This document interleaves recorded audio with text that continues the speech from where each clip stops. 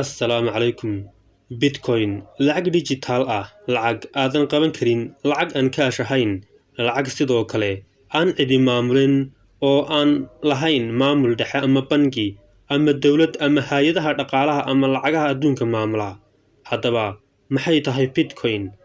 Bitcoin waxaynu mowduuceena si gaar ah ugu eegi doonaa Bitcoin bilowgeeda iyo aas-aaskeeda oo ka mid ah lacagaha cryptocurrency-ga ee internetka ee ugu xawaaraha dheereeya maanta. Bitcoin marba marka ka dambaysa ayay noqonaysaa lacag qaaliya ama qiimo badan ku fadhida. Kadib waxyaabihii hawada geliyay waxaa ka mid ahaa kadib markii ninka bilyaneerka ah ee lagu magacaabo Elon Musk uu ku dhawaaqay in dadka sita lacagta Bitcoin-ka ay ka iibin doonaan baabuurtooda Tesla ee ku shaqeysa korontada, taa oo ka dhigtay mid qiimo sare ku sii dhaqaaqda. Lacagta Bitcoin waxaa suurtagal ah inaadan weli fahmin ama aad isweydiinaysid waxa laga wado Bitcoin iyo sida ay u shaqeyso. Bitcoin waxay ku shaqeysaa internetka kombiyuutarro waaweyn oo daafaha adduunka kala yaala, mana fududo in si dhib yar lagu bilaabo, waxayna la xiriirdhaa waxyaabaha dhulka laga qodo macdanta ee sida gaarka ah markaasi loogu sameeyo macdan ee ay ka kooban tahay Bitcoin. Qadaadiicda Bitcoin waa lacag digital ah oo aad qof ugu diri kartid internetka isagoo meel walba adduunka ka jooga. Si aad u fahantid, tusaale ahaan, haddii aad taxi raacaysid, waxaa suurtagal ah inaad uga dirtid saad ama e-dahab ama nooc kale oo ah telefoonka, gaar ahaana SIM-ka ku jira. Haddaba, waxaa maamula SIM-kaasi shirkad ama dowlad, taa oo haddii aad khaladid lacagtaasi kuu soo noqon karta, oo haddii aad ka dacwootid lagu soo celin karo, ama qof haddii aad ku khaladid aad wici kartid si lagugu soo celiyo. Haddii sidoo kale ay lacag kaaga xanibanto lagaaga jebin karo oo aad lacagtaadii dib u heli kartid. Laakiin Bitcoin taa midnaba ma lahan. Waana lacag digital ah oo ku kaydsan internetka. Haddii uu kaa lumo lambarka sirta ama furaha, markaasi ma samayn kartid inaad lacag kala baxdid Bitcoin. Sidoo kalena inaad isticmaashid lacagta Bitcoin-ta haddii uu kaa lumo PIN-kaaga sirta ee ku gaarka ah. Sidoo kale, haddii aad qof ku khaladid lacagtan cid wax ka qaban karti ma jirto, sababta oo ah ma lahan maamul dhexe, dowlad ama hay'ad iyo cid lagala xiriiro oo lacagtan kuu soo celin karta ama xal ka gaari karta. Haddaba Bitcoin ma noqon doontaa lacag beddesha lacagaha kaashka ah ee adduunka oo dhan, in ay beddeli karto lacagaha dollarka ama lacagaha kale ee la isticmaalo.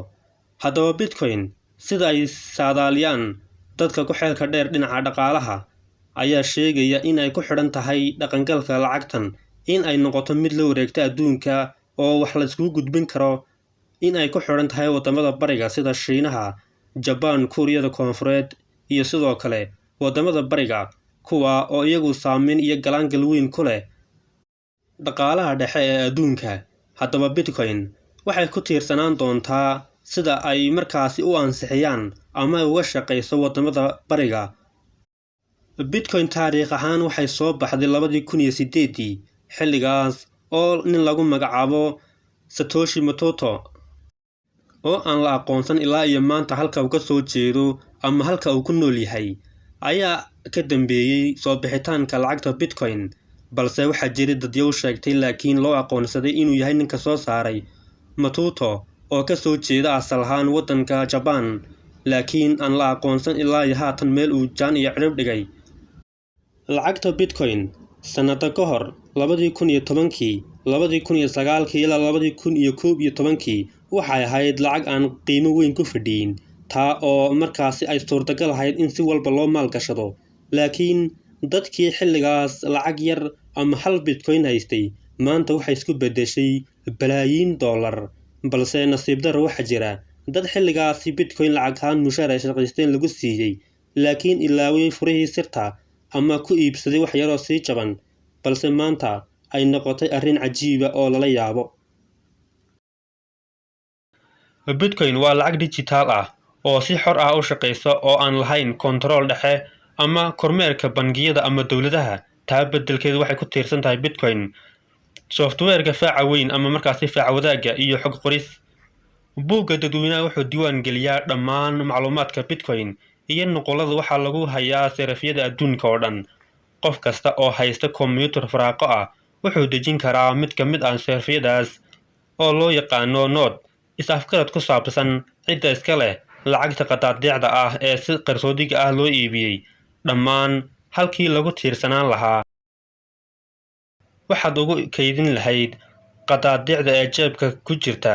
Lacagaha farsamada gacanta waxaa lagu hayaa boorsooyinka dijitaalka ah waxaana laga heli karaa software-ka macluumaadkan ama macaamiisha ama noocyo badan oo ka mid ah kuwa online-ka. Isha dhexe ee kalsoonida sida bangiga wax kala iibsi kasta waxaa si guud loogu baahiyaa shabakadda waxaana lala wadaagaa nood ilaa nood 10kii daqiiqo ama wax ka badan oo macluumaada waxaa ururiya macdan qodayaasha oo noqda koox la yiraahdo Blaaski. Kani waa buugga xisaabaadka ee Bitcoin si la mid ah. Bitcoins waxay hadda loo qaybin karaa 7 jajab 10 le 1000kii Bitcoin waxa loo yaqaan halka 100 milyan ee Bitcoin loo yaqaano Satoshi. Run ahaantii ma jiraan wax lagu magacaabo ama lagu yeero Bitcoin Cash ah ama boorsada kaliya heshiiska ka dhexeeya shabakadda oo ku saabsan lahaanshaha qadaadiicda furaha gaarka ah ayaa loo adeegsadaa si loo caddeeyo lahaanshaha lacagta shabakadda. Marka wax kala iibsi kasta qofku si fudud ayuu xasuusan karaa ama u xifdii karaa furihiisa gaarka ah oo uu u baahan yahay si uu wax kale u isticmaalo ama uu lacagtiisa u soo ceshado ama uu u isticmaalo lacag caddaan ah. Fikradda loo yaqaano boorsada maskaxda.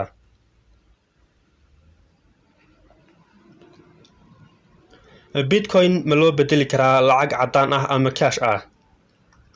Bitcoin waxaa lagu bedeli karaa lacag cash ah sida hanti kasta. Waxaa jira isweydaarsiyo badan oo cryptocurrency online ah halkaas oo ay dadku ay ku samaysan karaan tani. Laakiin waxa kala iibsi kasta ayaa sidoo kale lagu fulin karaa qof kasta ama qof ahaan ama meel ka mid ah isgaarsiinta taas oo u sahlaysa ama u ogolaanaysa xitaa ganacsiyada yaryar inay aqbalaan Bitcoin. Ma jiraan hab rasmi ah oo loo dhisay Bitcoin si loogu markaasi bedelo lacag cash ah ama caddaan ah ama lacag kale. Ma jiraan wax qiimo leh oo aasaasi u ah shabakadda Bitcoin. Laakiin tani waa run qaar badan oo ka mid ah lacagaha qaran ee ugu xasiloon adduunka tan iyo markii ay ka daandegeen heerka dahabka sida dollarka Mareykanka iyo UK pound. Maxay tahay ujeedada Bitcoin? Bitcoin waxaa loo sameeyey hab ay dadku lacag ugu diri karaan internetka. Lacagta dijitaalka ah waxaa loogu talagalay in lagu bixiyo hab kale oo lacag bixineed kaas oo u shaqeeya ama u shaqayn doona si xor ah oo ka madax bannaan markaasi kantaroolada dhexe. Laakiin haddii kale loo isticmaali karo sida lacaga caadiga ah.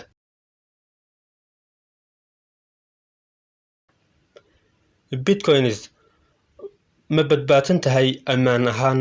Xogta ka dambaysa Bitcoin waxay ku salaysan tahay SHI 256 algorithm oo ay nashqadaysay hay'adda amniga qaranka Mareykanka.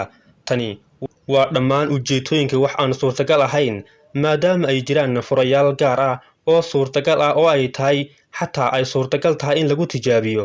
Tusaale ahaan 2256 marka loo eego waxaa jira atomiyo caalami ah tusaale ahaan ama markaasi oo lagu qiyaaso inay u dhaxeeyaan ama ay jiraan meel u dhaxaysa 10 ilaa 8 ilaa 10 waxaa jiray dhowr kiis oo sumcad sare leh oo sarifka Bitcoin loo jabsaday iyo markaasi lacagihii kale ee la xaday. Laakiin adeegyada ayaa si aan kala go' lahayn u kaydin jiray lacagaha dijitaalka ah iyagoo ka wakiila macaamiisha. Waxaa kiisaskan la jabsaday waxay ahayd website-keesa ma ahayn shabakadda Bitcoin. Aragti ahaan haddii uu weeraryahanku uu xakameyn karo in ka badan markaasi dhammaan qadaadiicda Bitcoin ee ku jira markaas waxay abuuri karaan heshiis ah in ay leeyihiin dhammaan Bitcoin oo ay ku dhejiyaan blockchain. Laakiin marka tirada markaasi qadaadiicda ay koraan tani ma noqonayso mid aan waxtar lahayn. Haddii dhinaca lacagta wadamada adduunka ay sare kac ku yimaado ama ay qiimo dhacdo xoogaa waxaa la bilaabaa in la soo kobciyo ama haddii dhaqaale xumo uu dhaco sidii loola tacaali lahaa iyadoo la adeegsanayo in bangiyada dhexe ee dowladuhu ay maamulaan wax laga bedelo ama sare loo qaado ama hoos loo dhigo iyadoo looga gol leeyahay in xal loogu gaadho sicir barar ama lacag qiimo dhacday. Laakiin Bitcoin dhammaan arrimahan ma leh sare ayayna u sii kacaysaa marba marka ka dambaysa. haatan bitcoin waxay taagan tahay 21 bilyan oo qadaadiic ah, taas oo u dhiganta balaayiin dollar. halkii bitcoin waxa uu dhigmaa 40,000 oo dollar in ka badan, taas oo ay macnaheedu tahay 21 milyan oo qadaadiic ah oo bitcoin ah inay tahay dhaqaale aad u sareeya, iyadoo marba marka ka dambeysana sare u sii kacaysa. kumanaan jeer ayay sare u kacday sanadadii la soo dhaafay ama 10kii sano ee u dambeeyay, balse markii hore bilowgeedii ma ahayn lacag sida ay dadku qiimo ugu yeelaan. marka dhinaca wanaagsan laga eego waxyaabaha ay ku fiican tahay bitcoin waxaa ka mid ah in qofka internetka ka shaqaysanaya oo kale haddii uusan dalkiisu lahayn location, in si toos ah loogu soo diri karo iyadoo la adeegsanayo bitcoin oo aan loo baahnayn bangi la sii mariyo ama meel ay sii marto ama qof in lagu xidho wax, laakiin si toos ah ay adiga kugu soo dhacayso adiga oo account ka samaysanaya bitcoin. haddaba bitcoin ma noqon doontaa lacag adduunka oo dhan laga isticmaalo oo beddeshay dhammaan lacagaha caalamiga ah ee sida caalamiga u shaqeeya uu dollarku ugu horeeyo iyo lacagaha kaashka isticmaalo? waxaa la ogaan doonaa sanadada soo socda iyo sida ay u aqbalaan wadamada bariga ee Shiinuhu ugu horeeyo, maadaama uu galaangal dhaqaale aad u ba'an uu adduunka ku leeyahay. waan ogaan doonaa halka ay ku dambayso bitcoin iyo sarakoceeda aadka u heerka sareeya ee sii kobcayso. mawduuca bitcoin intaas ayuu ku eegyahay. muuqaalka like saar, kanaalkana subscribe saar oo rukumo adigoo dib nagala socon doona mawduucyada dambe ee soo deyn doono. assalaamu calaykum waraxmatullaahi wabarakaatu.